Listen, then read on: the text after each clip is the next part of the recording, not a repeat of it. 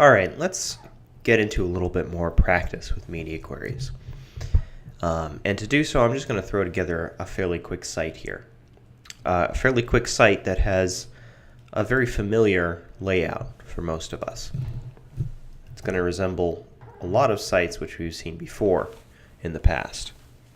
And to start, I'm going to create a header.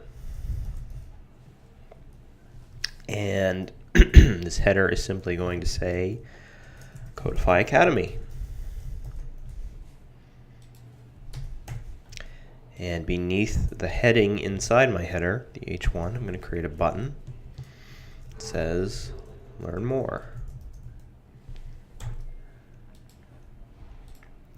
And then below my header, I'm going to have a big old section, and this is going to contain all my core content. I'm even going to label it with a comment here, main section. Let's do the same for my header. Inside my section, I want to have 3 side-by-side columns, essentially. Very similar to the superheroes gallery that we made. Okay, so I'm going to create 3 divs. They're empty right now, but we'll put content in them soon enough. And in each of these divs, I'm going to put an H3, and let's have them say things like get started. And then in the next one, it'll say HTML, CSS, and then in the final one, it'll say JavaScript. Okay, so this is going to be kind of like a mock course page for Codify. We're just prototyping here. We're just spitballing. Let me go ahead and load that, see what we have so far. All right. Now I'm going to jump into CSS and get rid of all of that. And I'm going to start styling things a little bit. I'm going to start with my header. I'm going to give it a height of, let's say, 500 pixels and a background image, which I'm going to pull from off screen.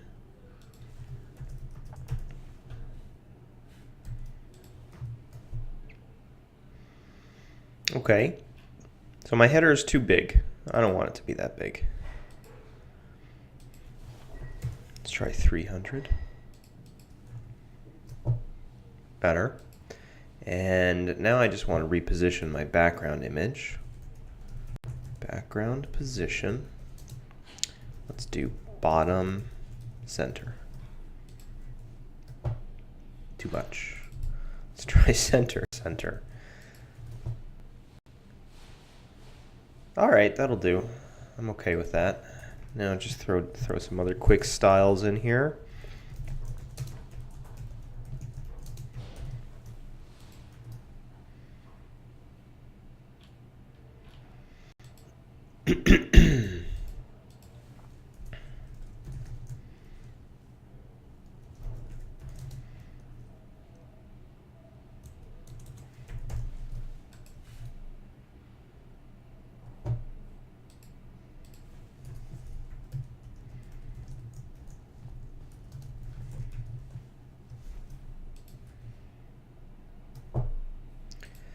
And let's do padding left as well for the header.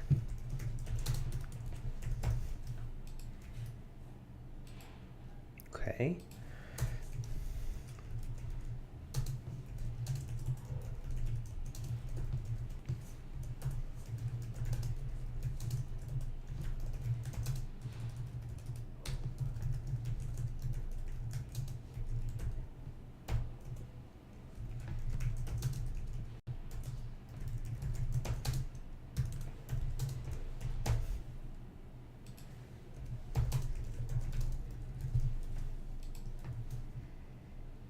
All right, a little bit better. I'm gonna leave it there. We're not gonna spend too much time making everything perfect.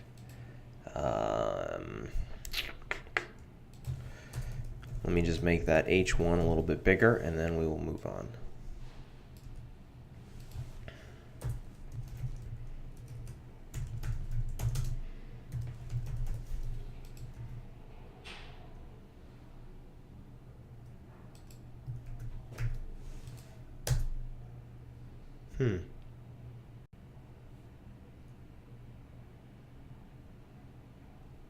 Looks like my page is having some trouble reloading. So in the meantime, I'll keep going. Now, what do I want to do with these three divs here? I want them to sit side by side. So first, I'm going to select all the divs in my main section. I'm going to make them display inline block, which is going to let them sit next to each other. And I'm going to give them a width of, let's say, 30%. So we'll be able to fit three of these divs on the same line. Okay, well, while Chrome seems to be having some issues, let me go ahead and open my page in Firefox instead.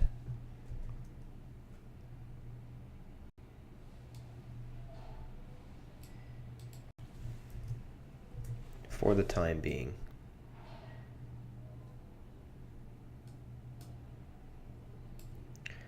All right, so as you can see, those three divs are now sitting next to each other comfortably. Now I'm going to give text align center to my body, which will inherit all the way down, except for the header.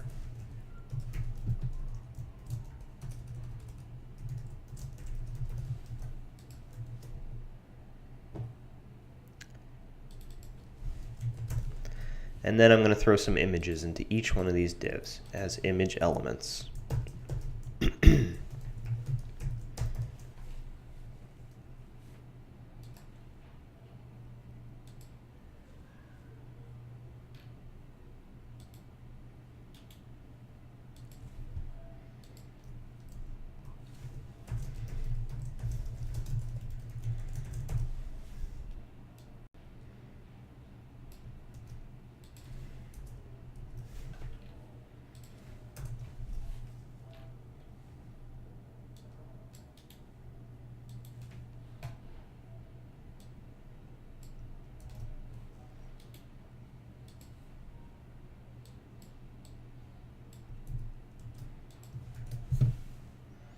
Okay, now as you can see, our images are obviously too big, so the normal response here is to jump into CSS, select those images, and give them a width of 100%. All right, so there we go. Finally, last bit of frivolous styling.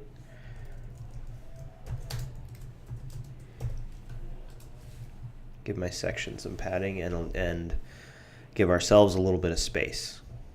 Okay,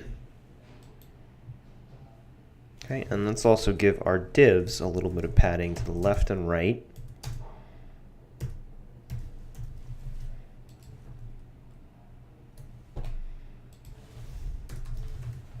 Which means we're going to need to bring down the width of these divs so they sit side by side. Okay, there we go. Now we have three side-by-side divs. All looks good. But what happens... Let me get rid of that padding. It's throwing us off here. Okay. What happens, though, when we get to a very, very small screen? Stuff starts getting very strange. Our website no longer looks the way we want. These images are way too small. They're starting to look really crowded. The text for our H1 is almost cut off, and it's odd that it's pushed all the way to the right like this. Same with our button. These are all things that we want to change at a screen size like this. So the first step here, let's see if Chrome is ready to cooperate. Okay. First step here is going to be to identify the breakpoints. So at what pixel size do you want to change your styles?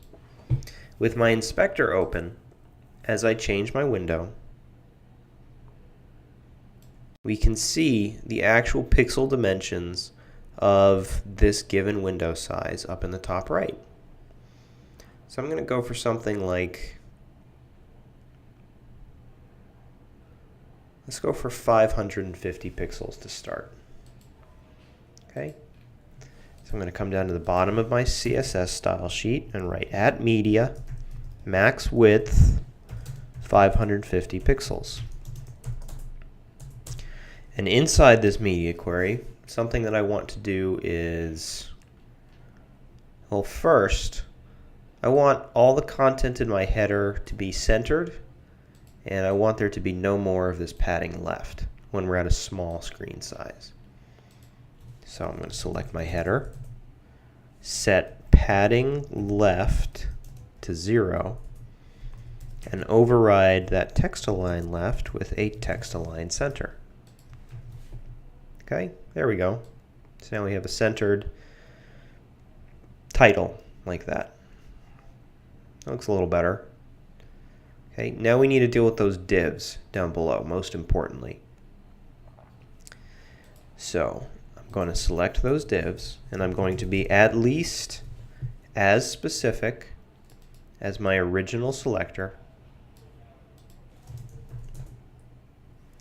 And I'm going to change their width from 30% to, let's try 80%. That's all I'm going to do, nothing else. And there we go. Now we have a layout that is much more appropriate for a mobile device. A vertical column of content as opposed to a horizontal row that gets much too crowded on a small device. That's our media query. Let's take it a step further though. Let's say that this H1 is too big at this screen size.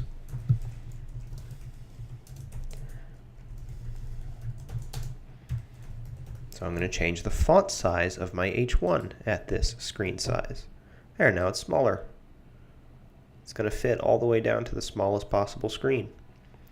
Okay, something to note is, once again, I am as specific with my selectors in the media queries as I was outside of my media queries. If I am not, if I try to simply change the font size of all H1s at this screen size of under 550 pixels, it will no longer work.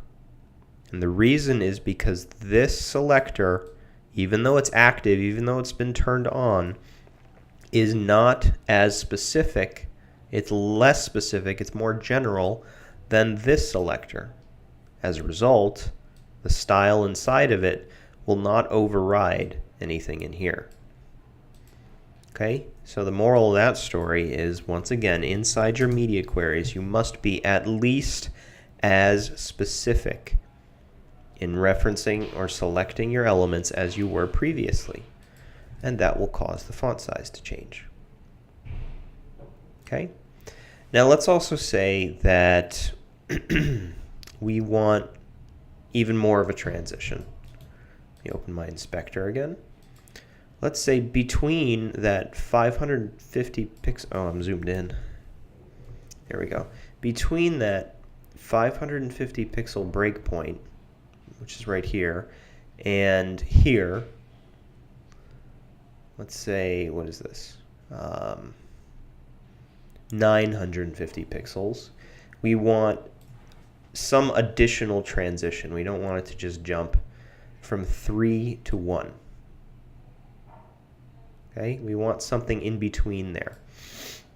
Well, I'm going to add an additional media query for that 950 pixel breakpoint that I've identified, or that I want to enforce. Okay, so I now have two media queries, 950 and 550. Note that I'm using max width, so I put the smallest possible width at the bottom. When I added a new media query for 950 pixels, I added it between my 550 pixel media query and my vanilla CSS. Okay, so when using max width media queries, you tend to go down in size towards the bottom of your page. With min width, it's actually the opposite. You start from a smaller screen and you go towards a larger screen towards the bottom of your page. That's with min width. With max width, we're going down in size. Okay, so at 950 pixels, what do we want to have happen here? I think the header's fine. Probably don't need to do anything with that. I can probably just manipulate the divs and I'll be okay. And rather than width of 80%, let's try 45. So at a screen size like this, we have 2 on top and 1 on the bottom. And because our body has text-align center, everything is centered nicely. It still looks clean and neat. Okay, so now we have 3 different layouts for 3 different screen sizes. And we could take this much further. We could change font family, font color. We could change the style of this button depending on the page. We could change the height of our header. But it's as simple as that. We have added 2 media queries to account for 3 possible layouts at different screen sizes. Now, one thing that you might want to try is notice that as I keep getting larger, my images keep growing bigger themselves. They keep scaling up. The reason for that is I've made sure that their width is always going to be 100% of the divs which contain them. That's what this width means, 100% of their containing element, 100% of these divs. And those divs are always 30% of my window.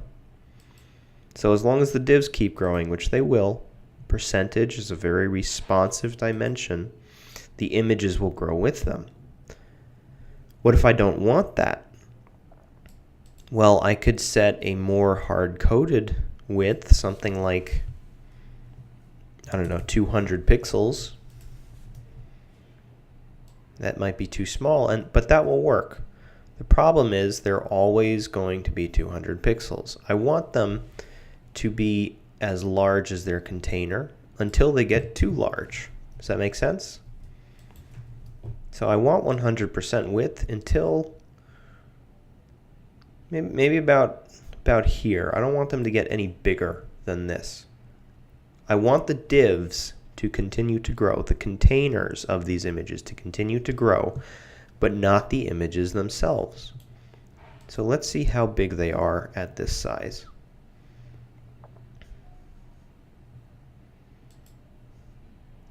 If I hover over my image with my inspector, I can see the dimensions right up top there, and it looks like they're just about 400 pixels wide right now. So in addition to a width of 100%, I'm actually going to give them a max width of 400 pixels. So now they will grow to be 100% of their container until that requires them to exceed 400 pixels in width. They will stop. They will limit themselves. They will stop growing.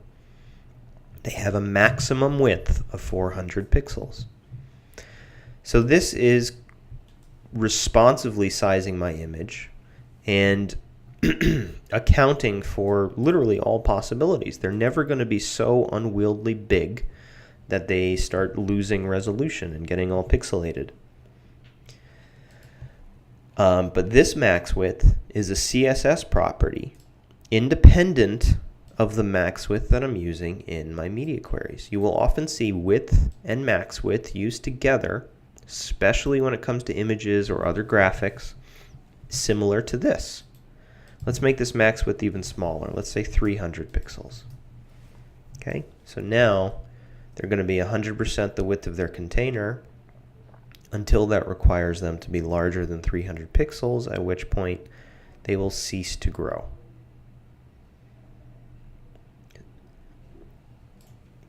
So it's as though I'm giving them an upper limit on their size, but I'm ensuring that as the screen gets smaller, they will always be appropriately sized. They will never overflow the bounds of their container.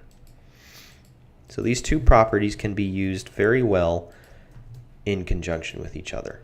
And just like that, we've coded a very quick and simple layout. All that we're missing is a nav bar and a footer and some copy. You know, obviously we should make every site that we build meaningful in some way. Try to have a goal in mind. In this case, if I were really aiming to create a course site, I might have a course description under each of these images and headings. I might have a button to enter and learn more about these specific modules. I would definitely want to style this H1 more because it's very difficult to read against the background. And my background image is starting to repeat a little bit as my screen gets larger, so I would want to address that as well. These are all things that you would want to think about if you were making this into an actual website. But with very little effort, we have added 2 media queries and made our site very, very responsive.